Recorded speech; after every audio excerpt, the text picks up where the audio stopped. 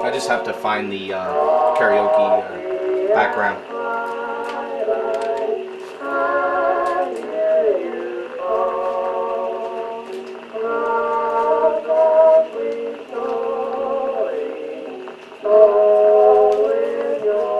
Kind of how I look at the found sound, it's kind of like a weird time machine where you're not really sure where you're going to wind up. Well, I really love mouth sounds. I really love, the history of mouth sounds is a international phenomena, like Scottish and Irish diddling or lilting, Jerry Lewis, and all this manipulation of the voice, the rubberization.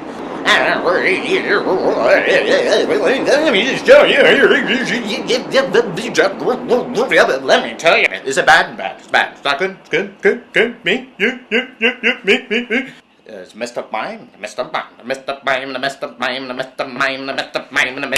Jumping over to the found photos, what is, I think, incredibly dramatic is that there is no other copy. It's a one-of-a-kind thing. I'm fishing for something that is a staggering archetype of a certain situation. You see here, this is the self-portrait. You could tell by the shoulders. Self-portraits. People with sunglasses are being cool. They have sunglasses. Kids with anything more cute than a kid with sunglasses. These are people that blink while the picture is being taken. These are some strong men flexing in the privacy of their home. These are shots of people where the camera was low. So I just kind of group all these things together. These are famous people. You can see how psyched he is. It's amazing what kind of mistake photos that happen. I have just collections of people's feet, then just of their waist, or just of the top of their forehead. I love these. These are flashes and mirrors. I just absolutely love these. Well, what I see these are is a kind of a rewiring of children's books. And so I'm taking these things that are rich because they're about myths and fables, and then just kind of rewiring them to do what I want.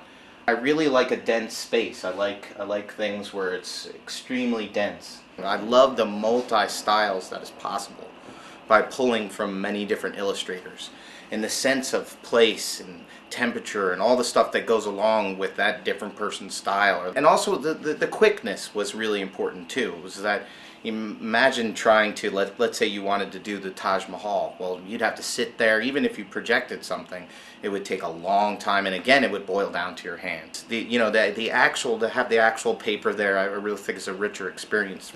In high school, I really got into 40s ties. It was a real obsession, and all sorts of ephemera, from postcards to insulators to old bottles. When I saw the glass painting, I thought, wow, this is great. Like, it doesn't have any reference to any fabric, stretched fabric, but it really is an ability for me to really collage. Like for instance, in this one, I have fur in it, I have nail polish. What was a very important jump for me here, this is when I started out. I was in New Jersey and wasn't showing the work, so it was a private activity. It wasn't something, I had actually never really had an art show of my visual work up to then.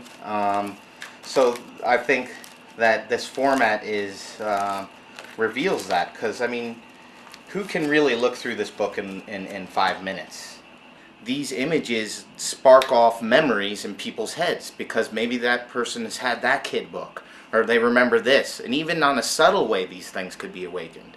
And that's what I really like, is again, it's going into this kind of group, this shared language of experiences and histories of printed images. Probably two of my biggest influences would be Charles Ives and the Marx Brothers. And it has to do with the density of overlapping simultaneous action, which reaches a level of cacophony. And so these guys, their mayhem that I love so much is when then all three of them are going simultaneously, and it reaches a level of bedlam. So that's what I really like, is to make a space that at a certain point gets so dense the person's like, what the hell's going on? A problem that I have to solve and which has many different solutions, is how to take this found stuff, brush it off, archive it, and process it so that it can be in a gallery. What you're seeing here is an attempt to make a base, just like every sculpture has a base and that whole relationship and that. So I wanted to make a base for a group of books that would be thematically arranged. Hey, I've got you under my skin. I've got you deep in the heart of me. So deep in my heart that you're really a part of me.